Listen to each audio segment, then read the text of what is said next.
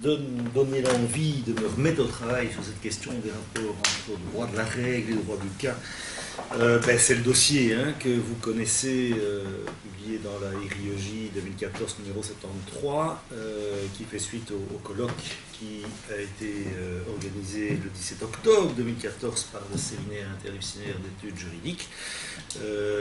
Et donc, voilà, ça touche effectivement à des questions qui m'ont toujours intéressé, et en lisant le dossier, ça m'a donné envie de reprendre un peu une série de questions-là. Alors, deuxième chose, c'est qu'effectivement, pour une bonne part, mais pas uniquement, j'ai remobilisé des éléments de ma thèse de doctorat avec un constat intéressant, je vous le signale pour tout le monde, c'est qu'au fond, c'est intéressant de voir à quel point, quand on relit des choses qu'on a écrites il y a, c'était 1996, on est en 2015, ça fait pratiquement 20 ans, à quel point, quand on les relit 20 ans après, avec au fond une autre lunette, d'autres questions, on trouve toute une série d'éléments auxquels on n'avait absolument pas pensé quand on a écrit le texte en question. Donc j'ai été assez surpris de trouver au fond, par rapport à cette problématique du droit et du cas, plein de choses que j'avais complètement zappées et oubliées et qui sont là dans les textes travaillés. Alors, je suis reparti au fond de l'introduction du numéro par Jérémy, qui part d'un constat qui dit « Si les juristes de droit continental sont habitués à partir des règles pour penser le droit, règles qui ont vocation à résoudre tous les cas particuliers, cette évidence d'un droit de la règle ne va pas de soi, c'est une sorte d'impensé juridique dans notre tradition occidentale moderne, mais ce primat théorique du droit de la règle, au fond, constituerait plutôt une exception qu'une règle dans le temps et dans l'espace. Alors dans l'espace, on a effectivement la tradition de la common law qui s'est construite autrement. Dans le temps, il y aurait effectivement une rupture historiquement datée qui introduit ce droit de la règle avec ce que certains appelleront une révolution copernicienne du droit au XVIIe siècle, et il y aurait à l'autre bout de la chaîne une sorte de retour aujourd'hui, de remise en question de ce modèle du droit de la règle qui a dominé pendant 2 siècles, à tout le moins l'imaginaire juridique. Il n'est pas sûr que dans la pratique cette domination était aussi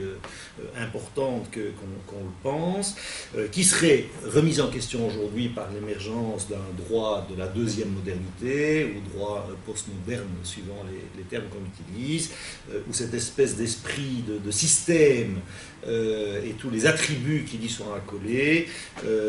propres à un modèle légal rationnel, pour prendre l'expression de Max Weber, aujourd'hui est remis en question par les réalités d'un droit plus complexe, plus enchevêtré dans le jeu des sources, dans le jeu des acteurs, une complexité qui recrée un espace, au fond, plus important pour le juge et pour un droit qui se construirait alors en situation à partir du cas, entre le jeu des règles. Alors, je propose donc de reprendre cette question en me glissant dans le fil de la perspective historique qui a été proposée par Jérémy dans son texte du dossier, pensé par cas et par principe, mais en proposant un éclairage un peu différent, en mobilisant d'autres arguments, d'autres sources, alors notamment pénales, parce que c'est évidemment le champ que je connais le mieux, mais peut-être aussi, il y a une justification de plus, parce que ce droit de la règle tel qu'il s'est construit, dans les textes de manière concrète, à travers le mouvement de codification, notamment au XVIIIe siècle, s'est construit d'abord en droit pénal, avant d'irradier les autres domaines du droit. Et sans doute, il y a une dimension là qui était politique, c'est que ce droit de la règle, droit systématisé, a été concurrent de la naissance de l'État moderne, et que le droit pénal apparaissait comme le vecteur privilégié du pouvoir de l'État, et que donc il y a une sorte de collusion d'intérêts là qui explique que ce soit par là d'abord qu'on ait commencé à le mettre en vigueur, ou à tenter de le mettre en vigueur. Alors, je vous fais un plan. Il y a un plan d'articles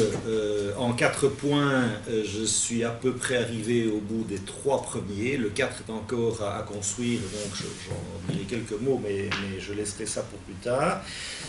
Première chose que je voudrais faire, c'est un retour sur la pensée d'Aristote pour montrer qu'au fond, aux côtés des concepts de phronésis, juge prudent et d'équité, qui sont généralement mobilisés pour faire d'Aristote le père d'un droit du cas, On peut mobiliser aussi ses conceptions de la justice, notamment ce qu'il dit de la justice distributive et de la justice corrective, pour souligner chez Aristote là aussi des échos qui renvoient de manière assez étonnamment contemporaine à la manière de penser le droit du cas, notamment en matière de justice corrective. Il y a des choses qui font étonnamment penser au processus de justice restauratrice aujourd'hui, avec des idées d'un juge médiateur. Enfin, il y a des expressions là qui sont quand même assez parlantes. Donc, premier temps. Deuxième temps, je reviendrai sur cette révolution copernicienne qui a lieu au XVIIe siècle. Alors,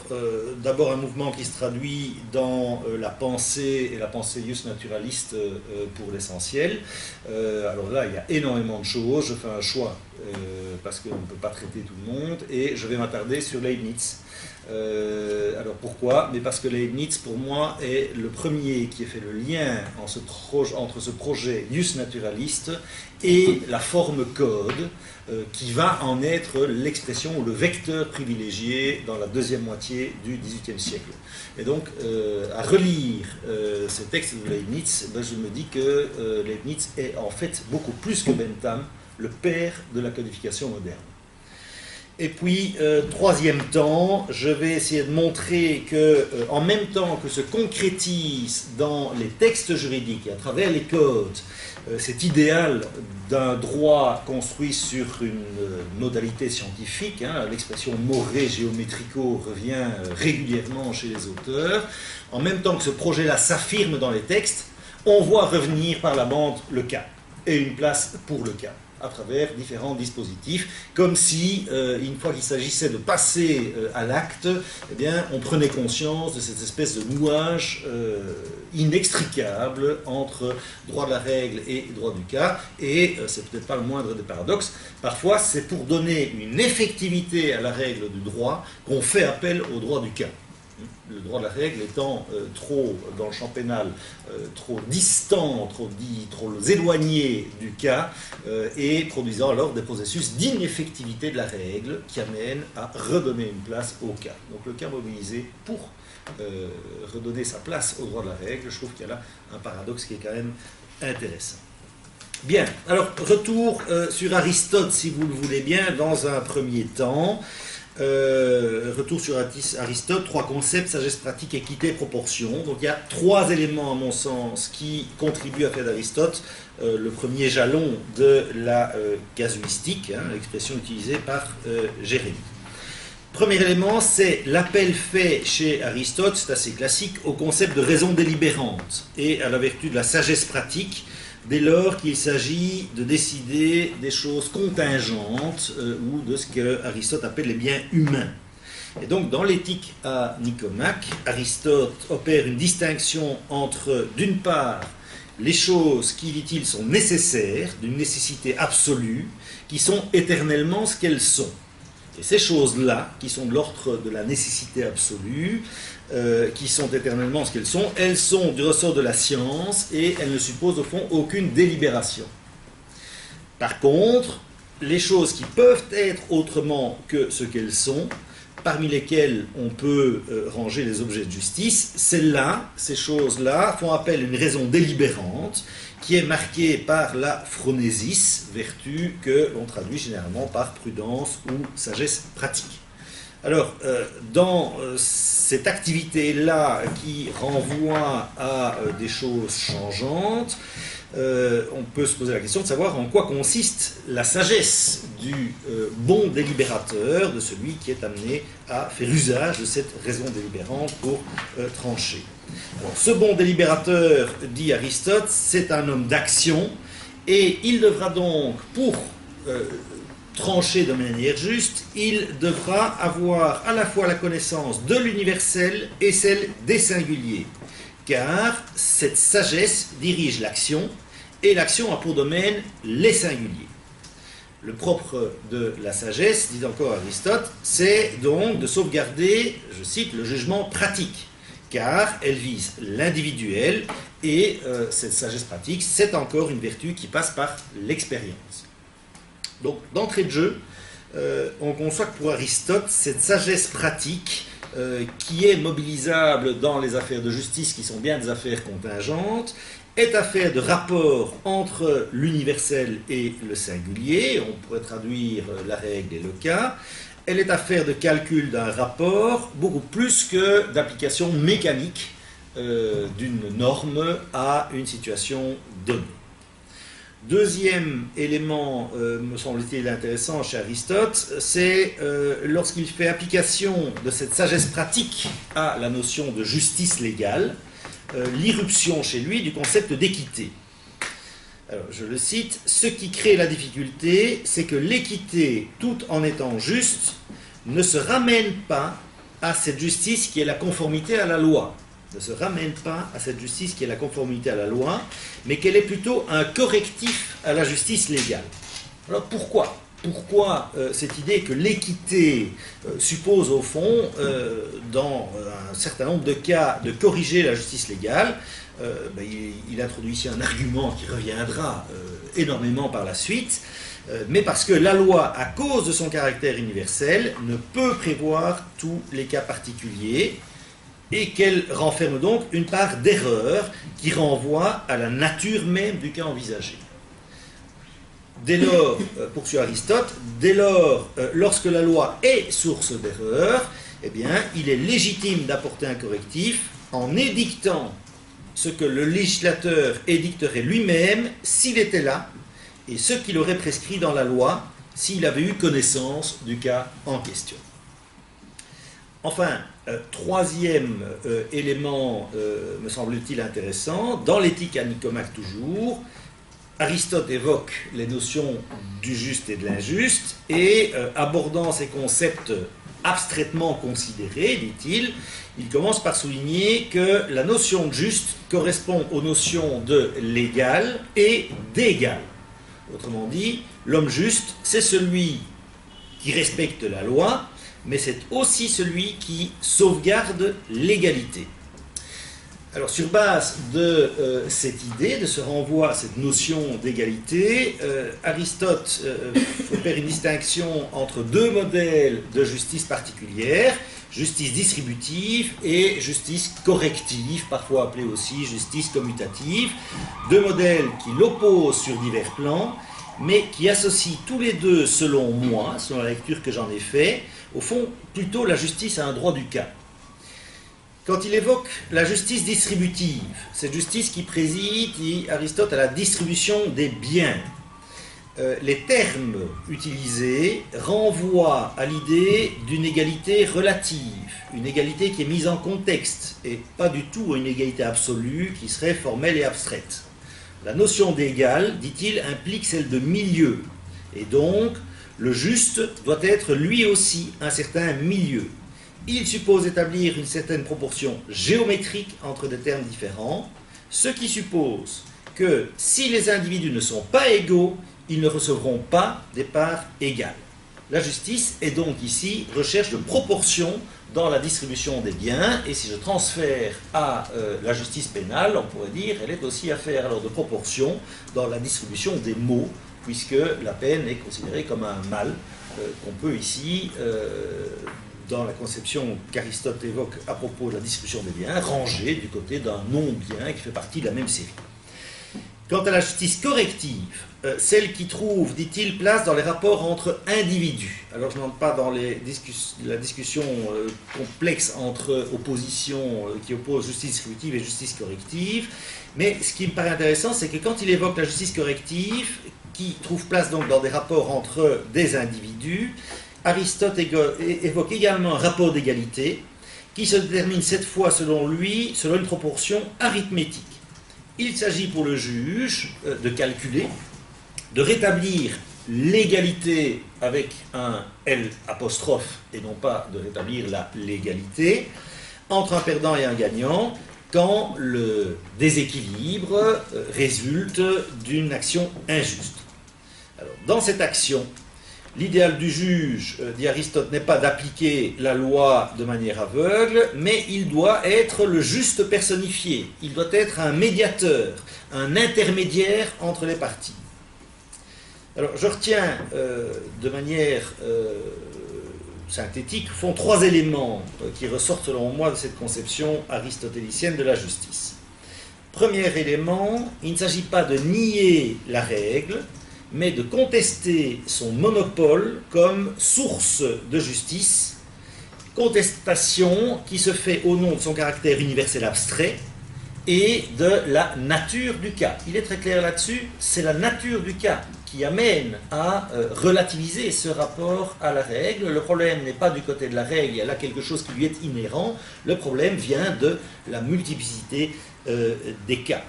Et donc, dans ces affaires de justice qui ne sont pas immuables, un jugement pratique à partir du cas est nécessaire pour respecter l'esprit ou l'équité contenue dans la règle elle-même. Et on a peut-être là l'amorce du jugement réfléchissant, théorisé par Kant et que François explique et développe dans son article du même dossier. Deuxième élément qui me paraît intéressant, c'est l'opposition qui est faite entre sagesse pratique et science. Donc Aristote est très clair à cet égard. La sagesse, dit-il, n'est pas une science parce qu'elle est action.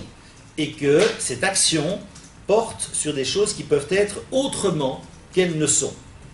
Alors cette sagesse qui n'est pas une science suppose une connaissance toute humaine et pratique. Une connaissance toute humaine et pratique. Elle a pour objet les biens humains,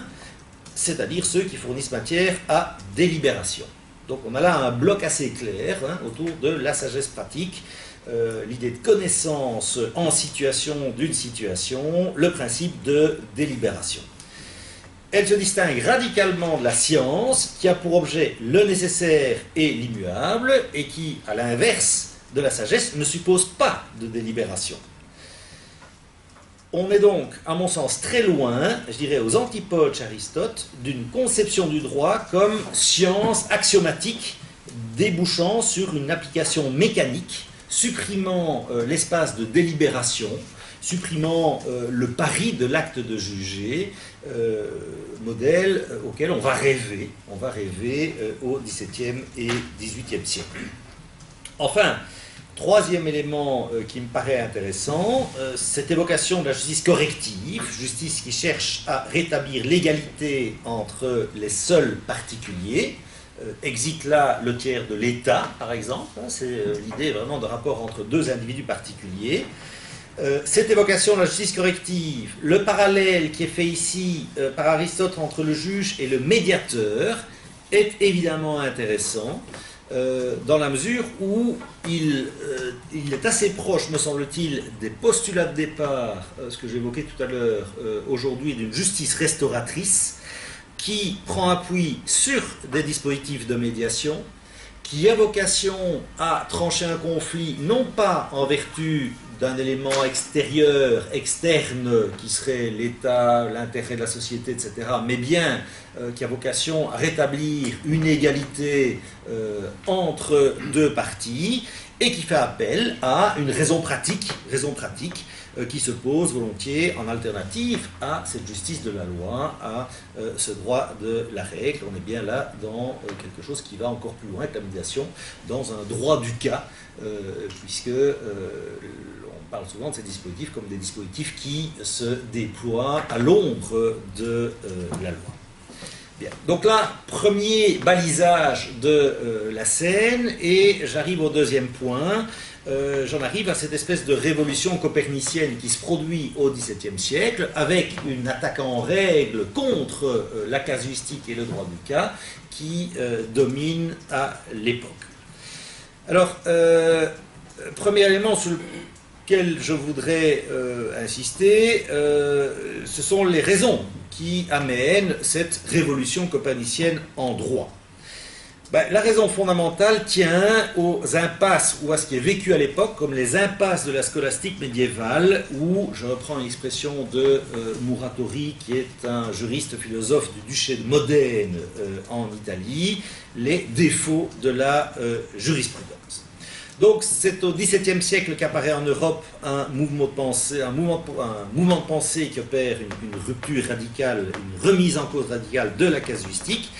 inaugurant le projet d'une science du droit pour répondre donc à ces défauts de la jurisprudence. Alors, vous avez plusieurs éléments qui expliquent ce virage radical que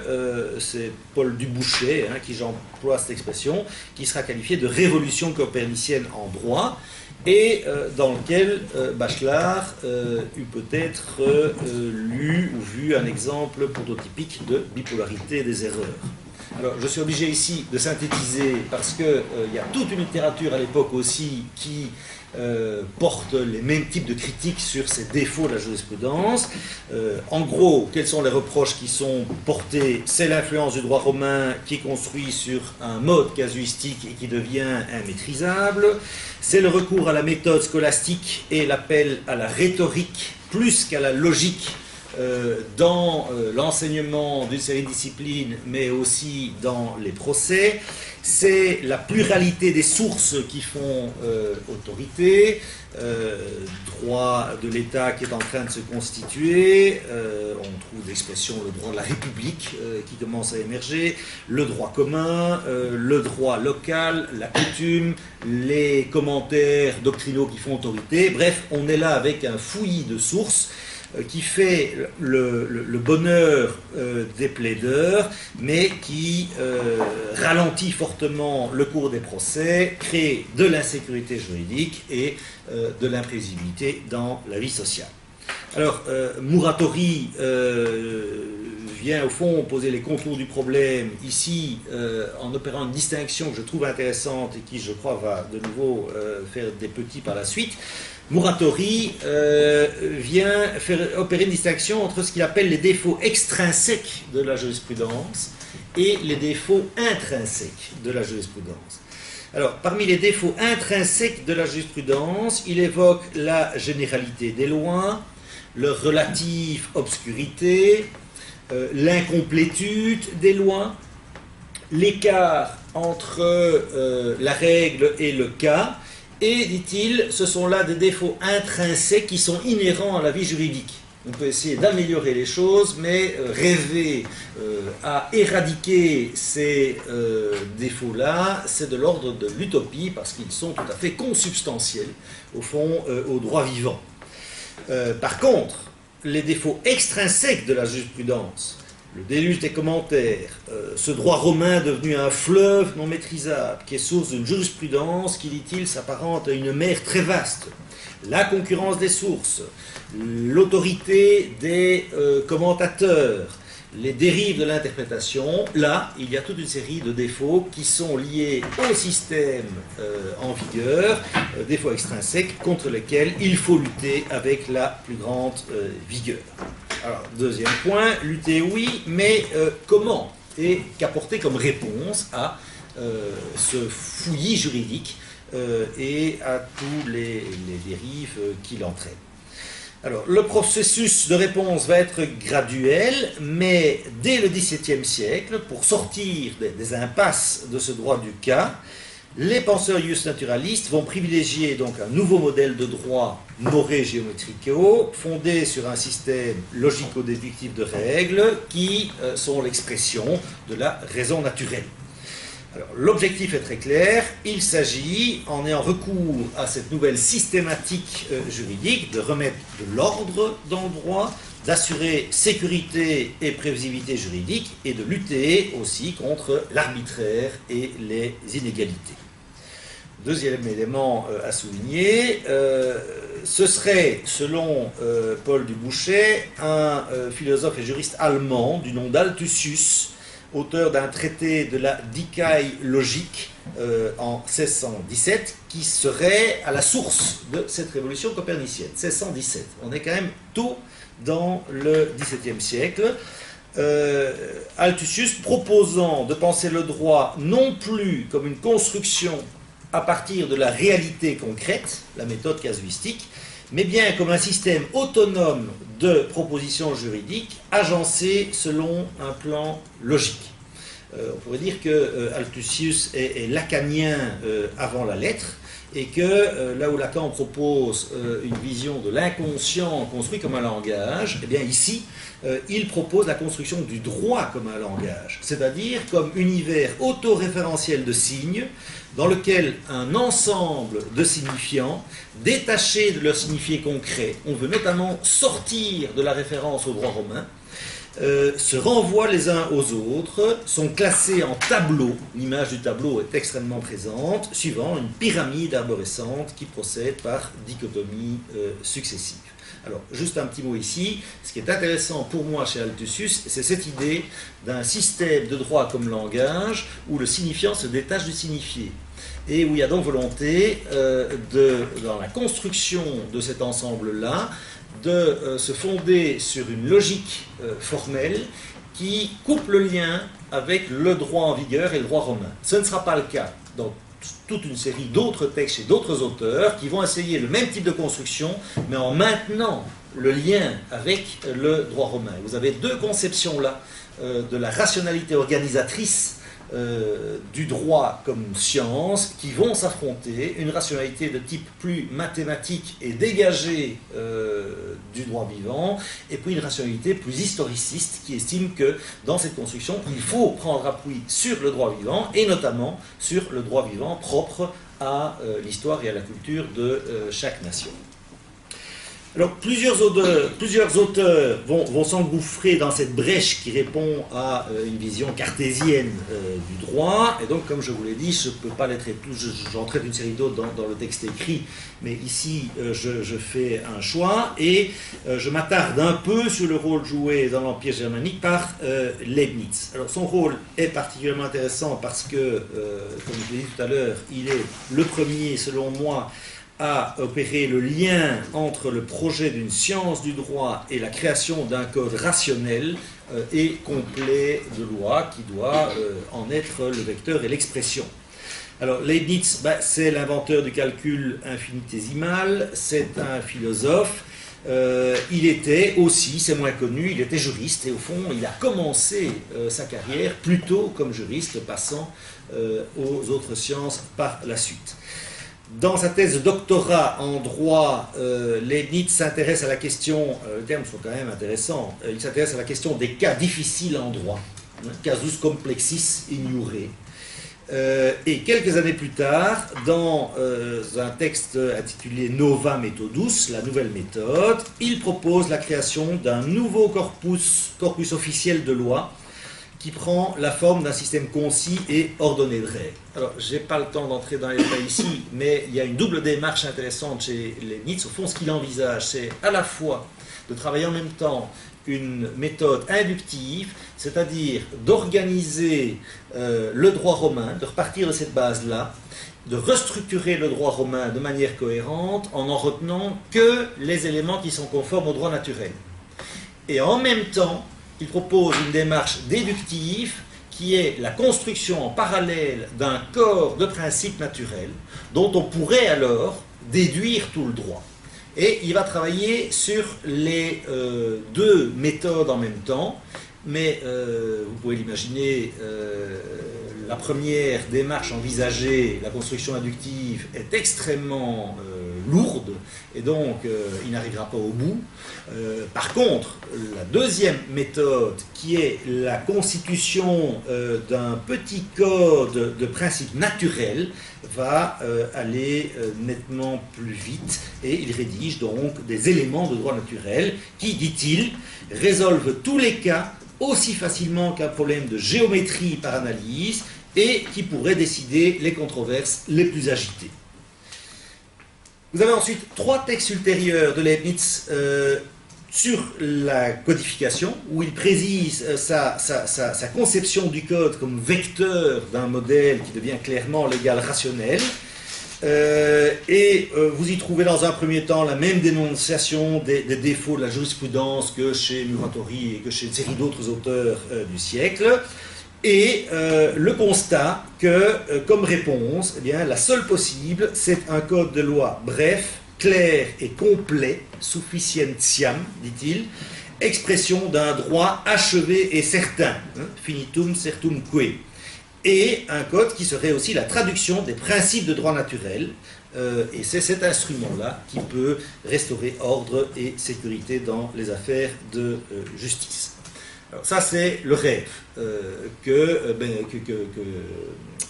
Leibniz commence à nourrir. On a envie de dire que cela vient un peu tôt et que la réalité politique de l'Empire ne lui permet pas encore de réaliser ce corps complet de législation qui serait la source unique du droit, et Leibniz est finalement obligé de concéder une place subordonnée à d'autres sources de droit, comme la coutume, les droits locaux, mais en créant clairement, je n'entre pas dans la systématique qui est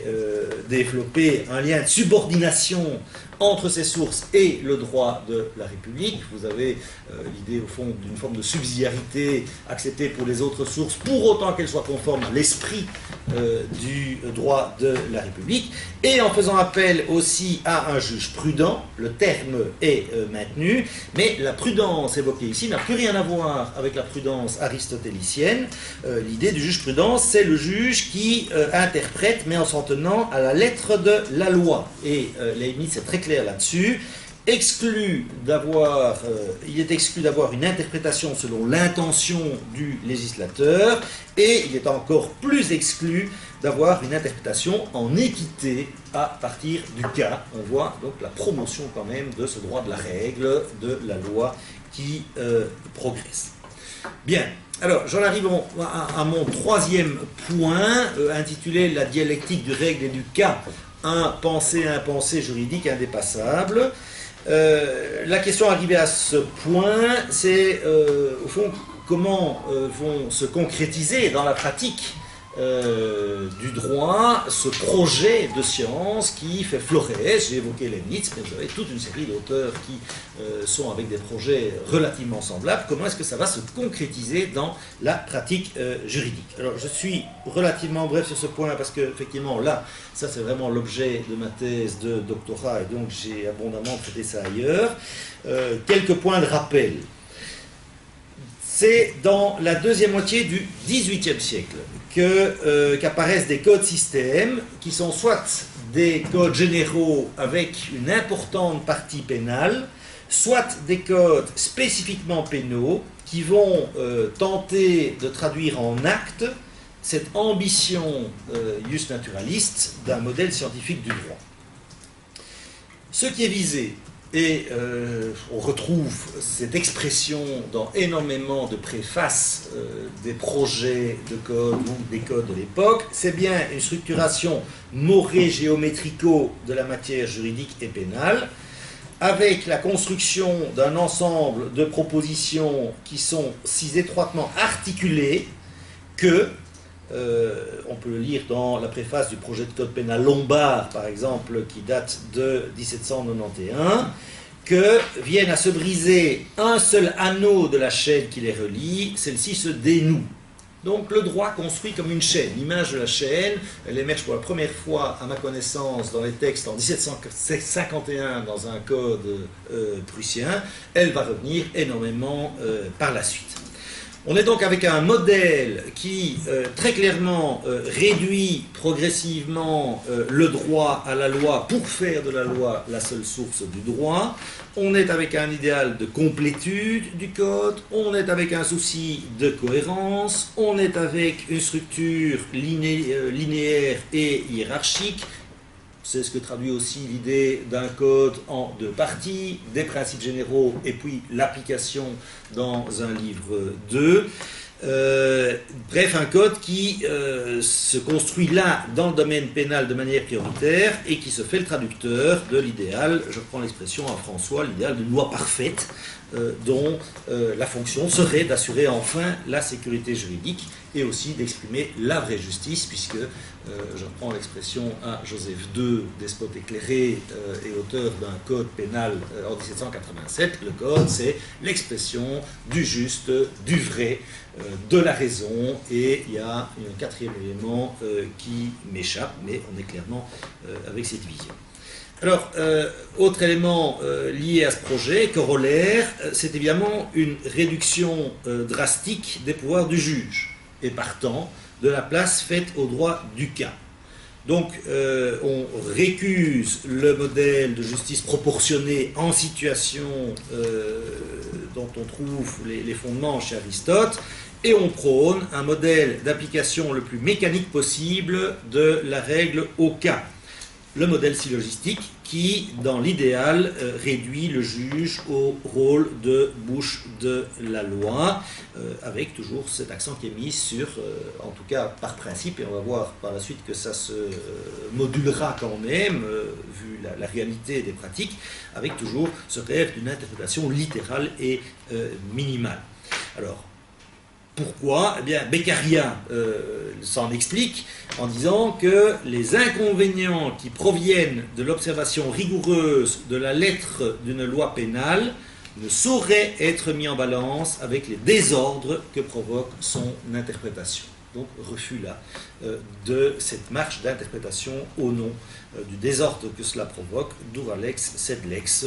en théorie en tout cas, c'est vers là qu'on veut aller.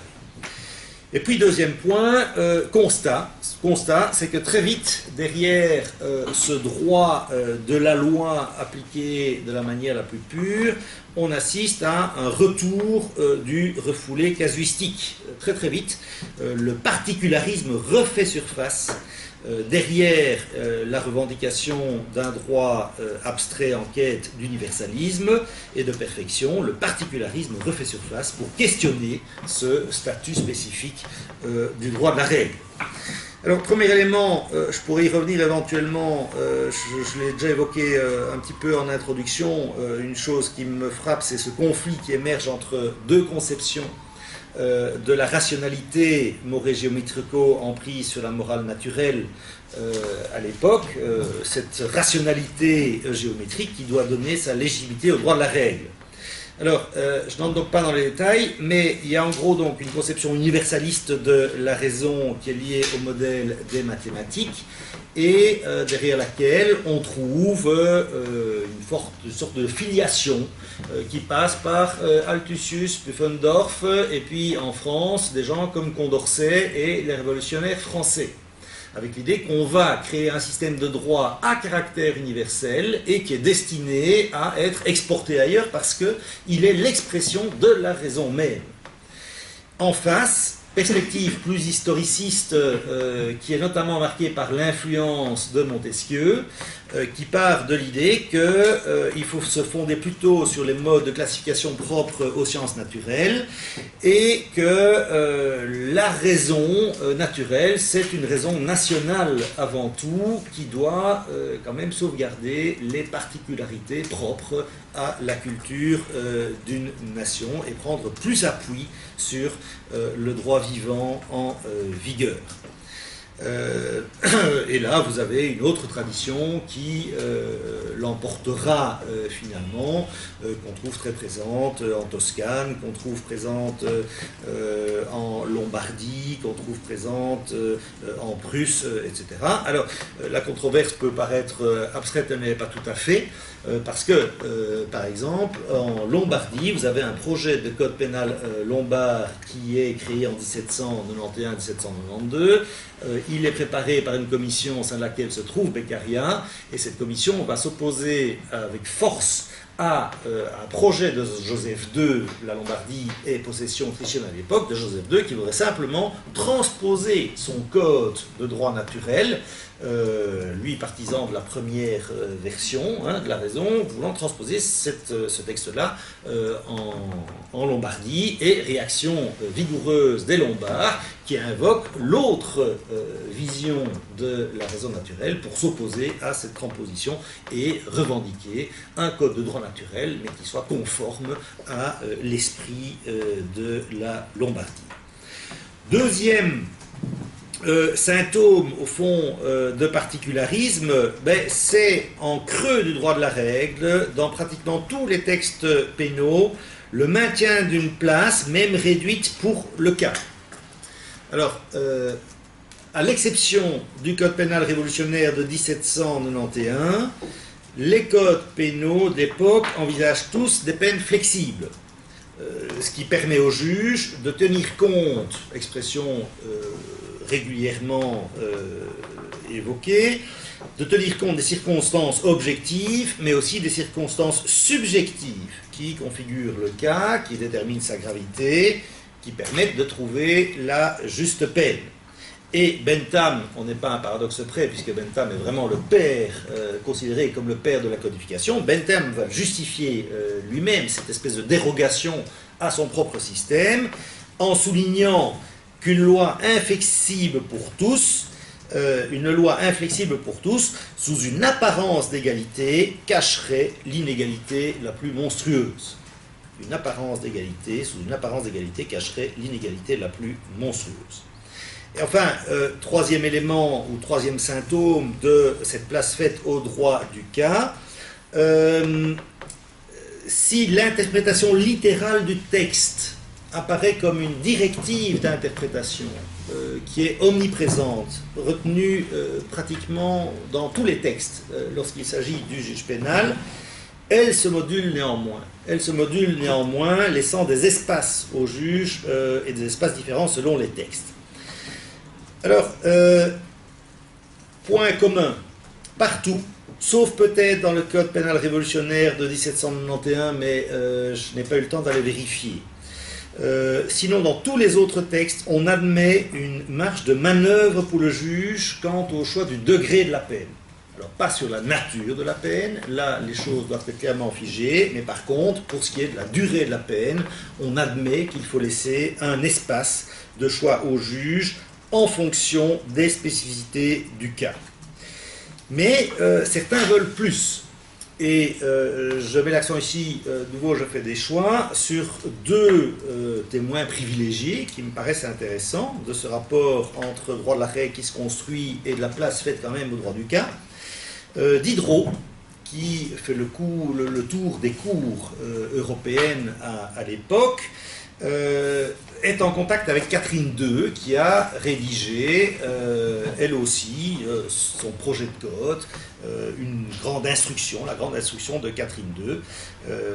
qui se présente donc comme un projet de code pour la Russie. Et Diderot publie des observations sur l'instruction de l'impératrice de Russie aux députés pour la confection des lois.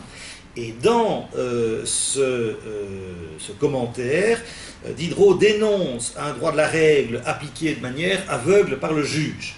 Je le cite, « Il n'y a aucune loi qui puisse embrasser tous les cas possibles, aucune qui, sous peine de la plus criante injustice, soit également applicable à tous les coupables. »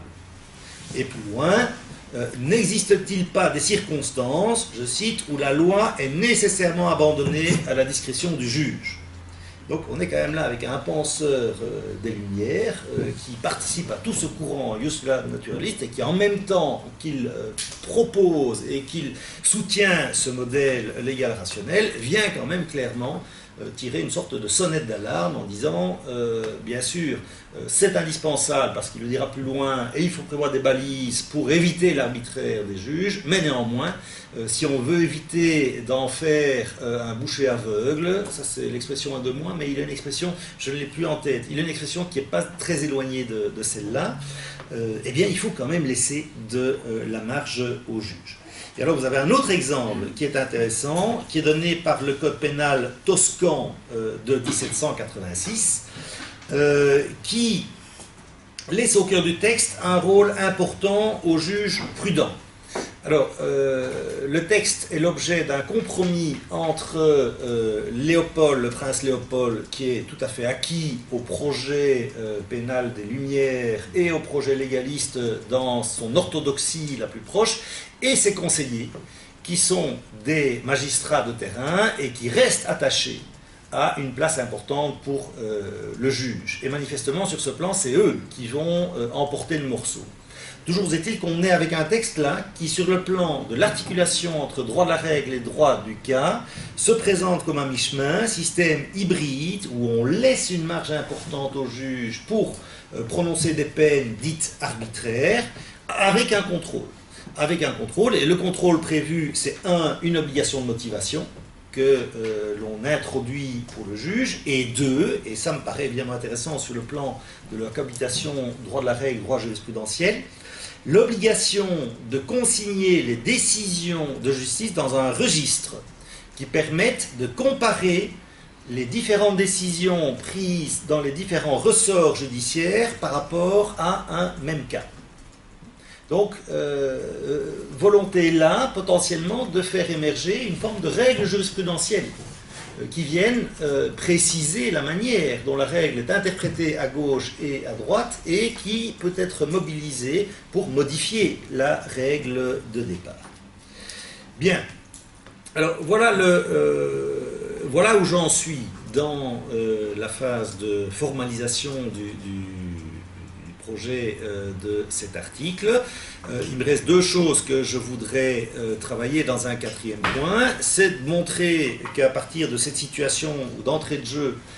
on voit qu'au cœur du droit de la règle, eh bien, il y a retour de ce cas. Montrer que dans le champ pénal, cette place faite au cas ne va cesser de s'accentuer.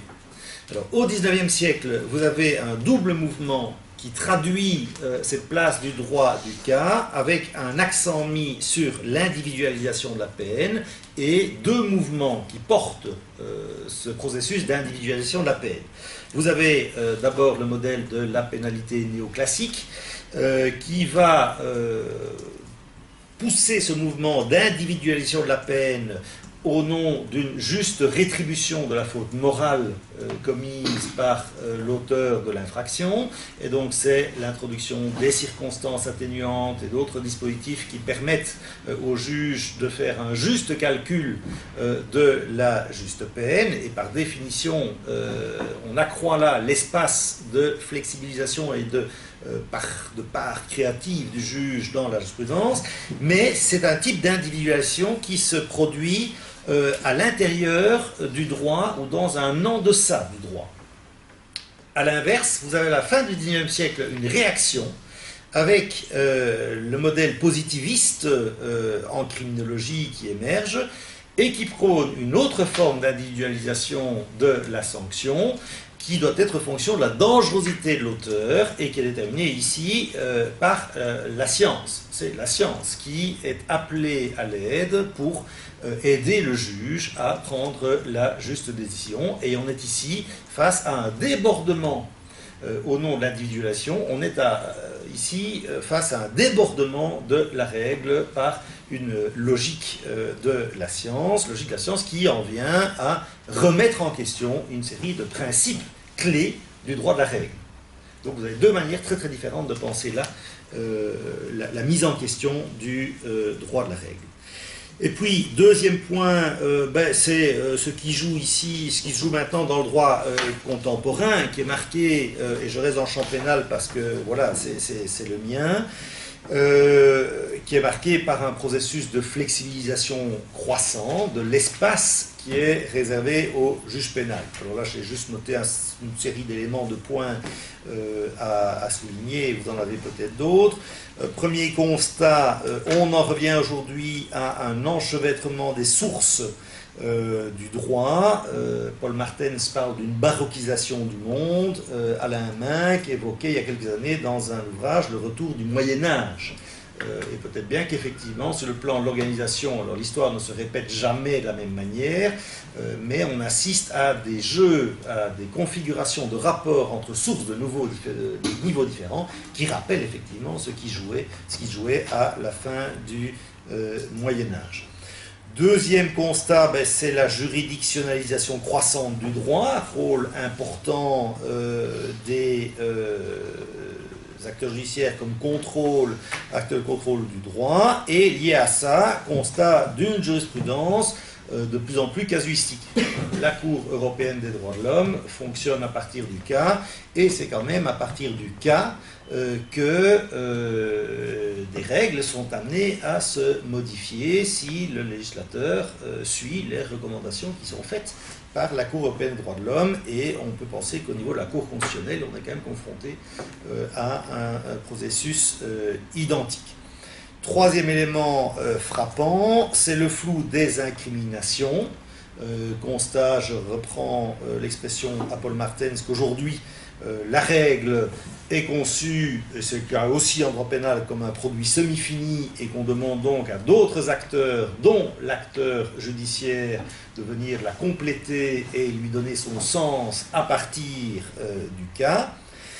Même jeu, flexibilité des sanctions, avec une accentuation au niveau des sanctions du processus d'individualisation dans notamment l'exécution des PN, avec des processus de contractualisation croissants qui font rupture avec l'imposition stéréotypée, je dirais, d'une sanction. Et puis, il y a cet autre élément que j'ai évoqué tout à l'heure en l'associant au fond à l'idéal de justice corrective d'Aristote, c'est l'émergence, à côté du droit ou à l'ombre de la loi, de ces Alternative Dispute Resolution, ces modes de résolution alternatifs des conflits, où l'on se propose de résoudre des conflits directement entre les parties sous l'égide d'un tiers, au nom d'un argument habermasien, qui est de redonner une place au monde vécu des individus contre la domination excessive du monde des systèmes. Alors, on revient quand même là aussi, monde vécu, monde des systèmes, sur cette opposition entre une conception aristotélicienne qui mettait l'accent sur l'importance du cas et de sa configuration, et puis le jeu des modernes qui, eux, privilégient au fond cette logique de système. Voilà, en gros, les éléments que je vous